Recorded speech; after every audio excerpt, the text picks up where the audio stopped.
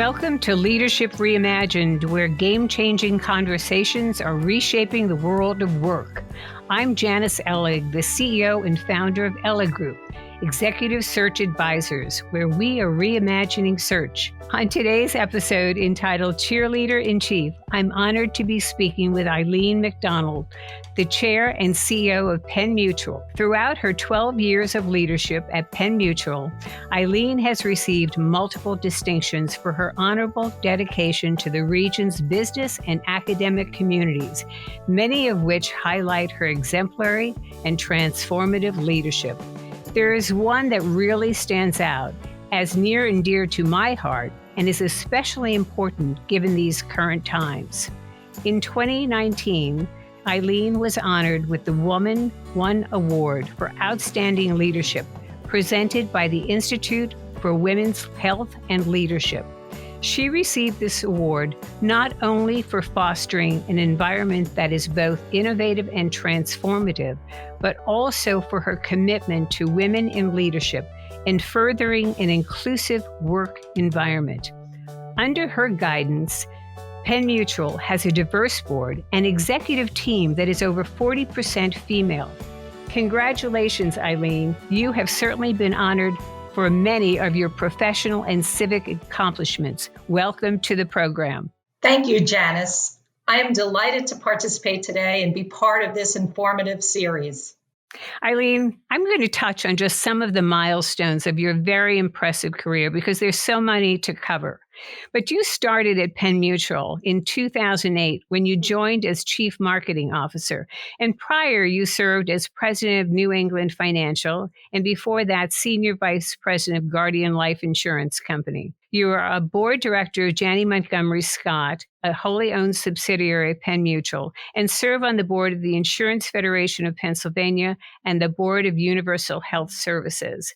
But what stands out throughout your career is you have been a passionate advocate for providing financial guidance for women.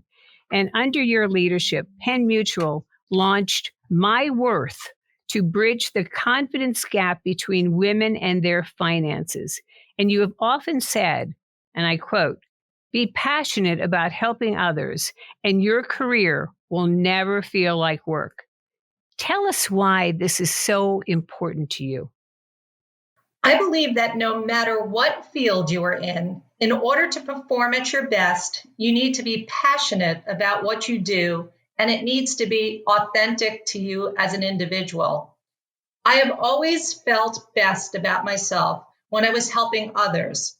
So when I found my way into the life insurance industry, I recognized the profound effect that I could have on people throughout their lives by helping them access proper planning. I never viewed myself as a salesperson, but rather an advocate for clients to do what is best for them, their families, and their businesses. As a woman in the financial business, I couldn't help but notice how reluctant most women were to stepping up and taking control of their money. There are so many confident women who are highly accomplished in their given fields and in their roles within their household. These same women were hesitant to take their knowledge and experience and apply it to their financial lives. It's been my mission to provide the education, the tools, and access that women can be empowered to control their destiny by controlling their finances. And Eileen, we find today, don't we, that women retiring or women, single family households, the income levels and retirement levels of those women are so much lower than men. Isn't that true? Yes, oftentimes women will sacrifice their own retirement savings, 401k plans, to invest in children's colleges or to buy a home. They take time off out of work to raise their children, and they just never seem to catch up. So this is a dilemma in corporate America that we really have to pay attention to, and that is what you are doing. So we've entitled this episode Cheerleader-In-Chief, a moniker I've heard you say. So this is your leadership style that's been dubbed in the organization. How did this come about? So I arrived at Penn Mutual at the onset of the Great Recession. And as the chief marketing officer, I was dubbed the chief morale officer, lifting the spirits of our company. I declared that we wouldn't participate in the recession, and frankly, we haven't. We've, since that time, outpaced our competitors. We've grown stronger and never looked back. I've been told my greatest strength is the ability to see things in people that they haven't seen themselves and have them stretch to become more than they ever dreamed they could be. I'm a highly collaborative leader and like to surround myself with the best talent and then just get out of the way. So I guess being the cheerleader and cheering the team on has allowed us to achieve many victories. As I see it, there's about 400 life insurers trying to do more or less of the same thing Penn Mutual does. Our competitive advantage is clearly our people, the team that we've assembled. And I feel honored to be the cheerleader and root their success. And you have a lot of women around you that you are pulling up the ranks. As you said, you've got the number of women, 40%, you've got them on the board, and you've got them as leaders under you. But, Eileen, you're one of only under 40 women who are CEOs in the S&P and Fortune 500. So you become a role model for other women to aspire to the position that you were in as a CEO. But oftentimes it's been said that the rules of the road were made by men. So what are your observation of how you have made it in this corporate world to be a female CEO, and how other women can look at you to get into the position that you are now in? What have you had to fix in terms of those rules or make it to get to where you are? Well, Janice, I've been very fortunate throughout my career. I have worked with many men who were willing to help me succeed. And I certainly wouldn't be here today if I didn't have men sponsor and champion me. And so I probably would say that what you have to do is ask for help, because I truly never had someone that was unwilling to help me as I was moving along. And I believe that most people want to help others. And I find it amazing how few people will actually ask for help. So I would say to those who are listening, both men and women, that if you see someone who you believe you could learn from, be vulnerable. Let them know the things that you might need for your own personal growth. And I would be very surprised if they would not be willing to help you.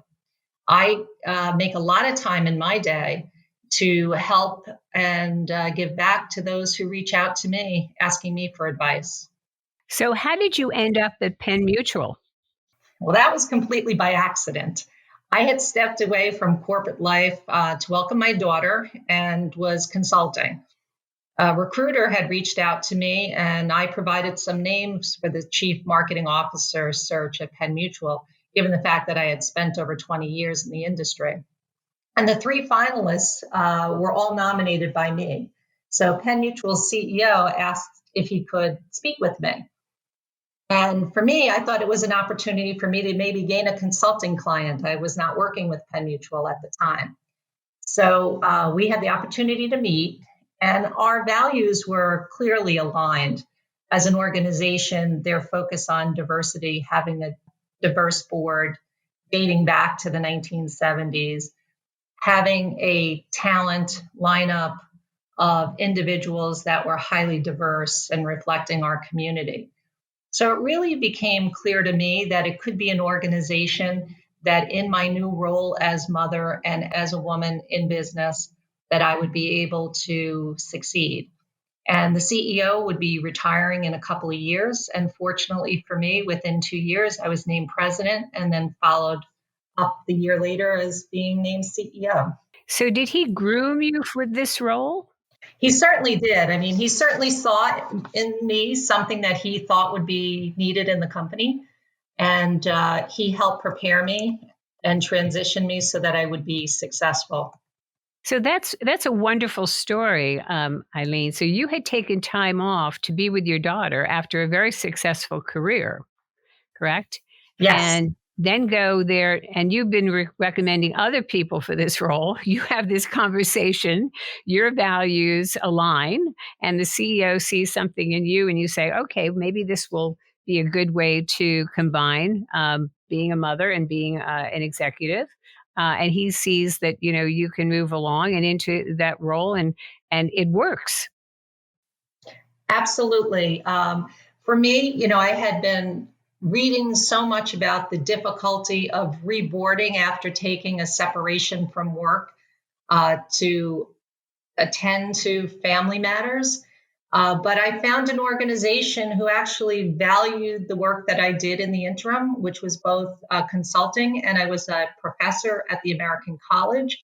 So I kept myself engaged. And I think that's key also, that even if you do take a hiatus for whatever the reason is, that you stay networked and engaged in the industry that you plan to return to.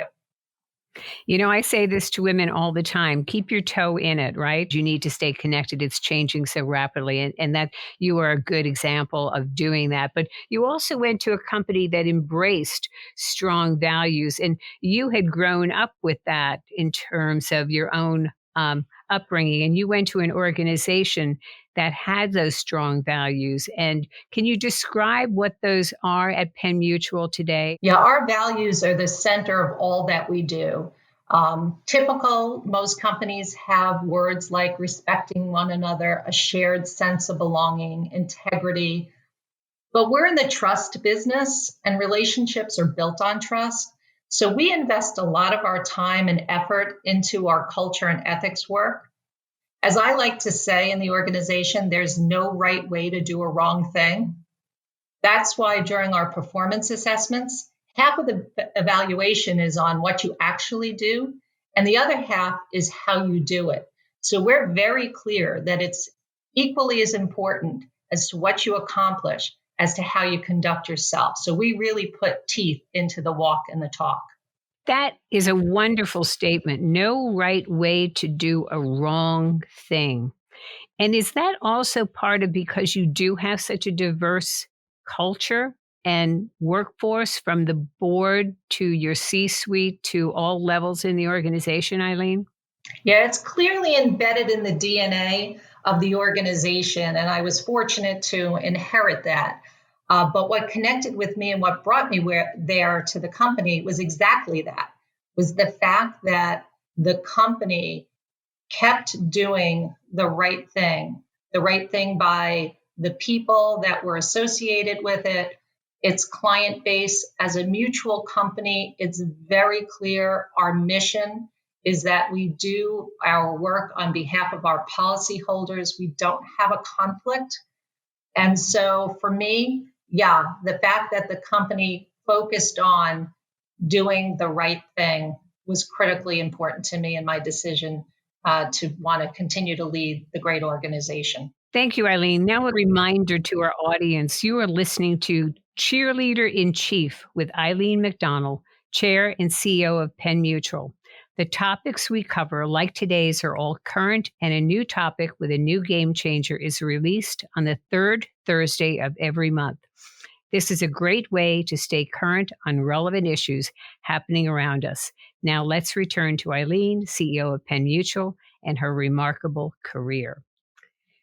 So, Eileen, you have deliberately and intentionally leaned into flexibility and fostering a family friendly work culture. Your philosophy around integrating the work and the family life, how is this important to your workforce, to you, to your customers, in terms of how you deliver on, your products and your services? Well, I look at ourselves as we're all consumers. So as we look at our own opportunities within our company, we have to look at what's best for the people who are working with us. And so I've witnessed throughout my entire career the benefits of a flexible workplace.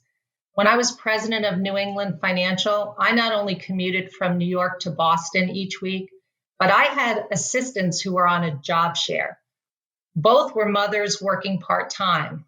I can tell you that I was lucky because I actually had two people worrying about me full-time. And I've always been a firm believer that a person can't separate who they are at home from who they are at work. I believe you'll always get the most out of people when you allow them the freedom to navigate the balance of their work and personal priorities. In doing so, creating an environment that allows for the discussions of those priorities. And when someone is struggling, offer some guidance. I think by allowing your employees to live authentically, you will have greater loyalty and commitment. And so that is proven out. I mean, in terms of when you can talk to your employees about what's happening at home, they're more productive at work. You found that the discussions help. Absolutely. I mean, I chose to be a single mom in my mid 40s. And so I had the responsibilities of overseeing a lot of activities for my daughter on my own. I made a personal choice not to have a nanny. And so while I had a babysitter for her, I was wanting to be part of her life. And so even in my discussions when I took the position as CMO at Penn Mutual, I said to them, if it was going to be a challenge for me to sneak out of the building and be a mystery reader in her kindergarten class, like all the other parents who showed up to read a storybook, then they had the wrong person. And so I think walking in the shoes and understanding what it's like to have childcare responsibilities. I also, for a decade, had my mother, my elderly mother, living in my home until she passed away last year. So understanding what it's like to balance the care of an elder parent while you're working in a career, I think those real life circumstances that have helped ground me have helped shape some of the policies and practices in the company that I think all of our associates enjoy. It's interesting, Eileen, at the Women's Forum Breakfast of Corporate Champions in 2019, you were on the CEO panel when we honored you for having more than 40% women on your board, and you were on the panel with other CEOs, men and women. And I heard you speak about, you wanted to be there in the morning to, eat Cheerios with your daughter. And the other men on the panel also said, yes, and we do that too. And you got the conversation going about you were there in the morning, but you'd be there late at night. And it changed the paradigm in the organization gave almost permission to other men and women to do the same. So, it was a model that, others then said, we can do this as well, with you as a female CEO sort of setting the stage, right? Absolutely. And making sure that it isn't just okay for me as the CEO because I'm the CEO, that I would share those stories and I would have my members of my leadership team engage with their employees to have conversations around what priorities they had outside of the workplace that were important to them. So whether it be children, elderly parents, or just your own personal interests, by understanding those and allowing people to incorporate that into their daily life in a way that makes them most productive, I think that's been a great example, and we have that across the organization. Right. But you did change the conversation on that stage, and it does change the rules of the road and policies. So I think when there are more women at the top and at the table, it does, change how organizations operate, doesn't it? Yeah, I mean, I know the conversations when I was having them at first, even internally in the organization, people were surprised that I was so transparent and open about what was on my mind. But I felt by opening that door for others that they would then be able to find a path that worked for them. Right. Which is why we do need more than 40 CEOs who are women at the top. So you're paving the way for more. How has COVID-19 changed how things are working at Penn Mutual? As I mentioned before, if you treat your people well, they're going to perform at their best, which ultimately translates to success for the company. So we were deemed an essential company, but we were fortunate not to have our employees in the office. So we were able to pivot quickly and have people work from home without issue. 5 years ago, we decided, watching workplace trends, that we required to start thinking about our company as perhaps mobile all the time, even though we didn't want to be a virtual company. Like most people, our associates at the time were being challenged not only with the virus, but personal circumstances, including caring for young children, stepping in as role as teacher at school as they moved online, and caring for elderly parents.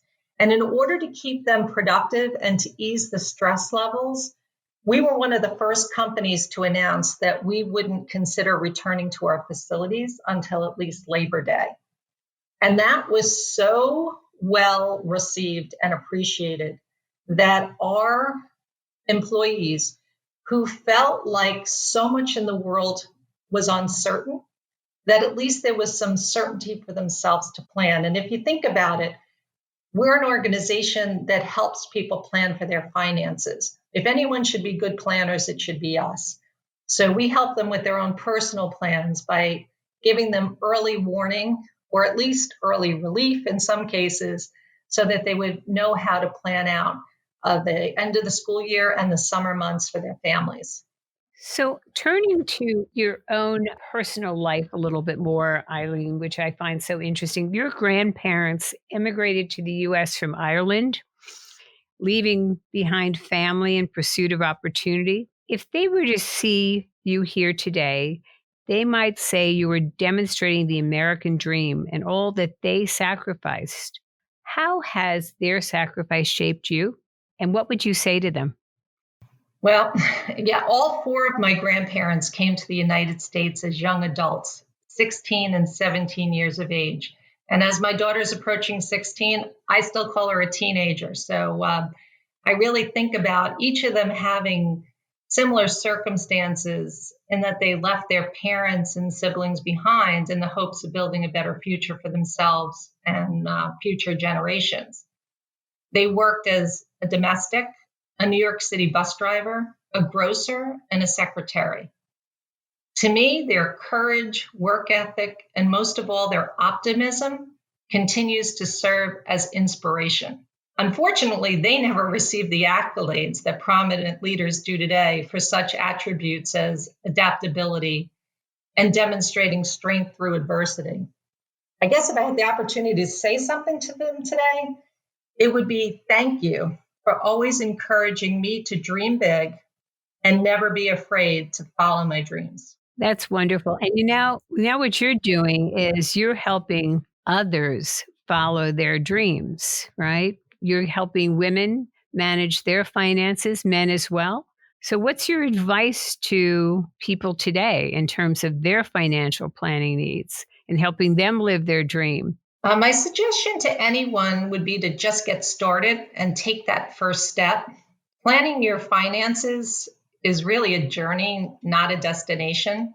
It's also important to work with someone you trust. You have to look for someone who's willing to not just listen to you, but to truly hear what's important to you at every stage of life. This needs to be someone you're willing to completely be vulnerable with and truthful in order to be successful. Probably no different than the confidentiality you place in a doctor or a therapist, and in my case, my hairstylist. And word of mouth is generally the best way to find a financial professional. And I do believe that most women think that they need to have all the answers going into the process, so it delays them from getting started. And there's one thing that's certain: life is uncertain.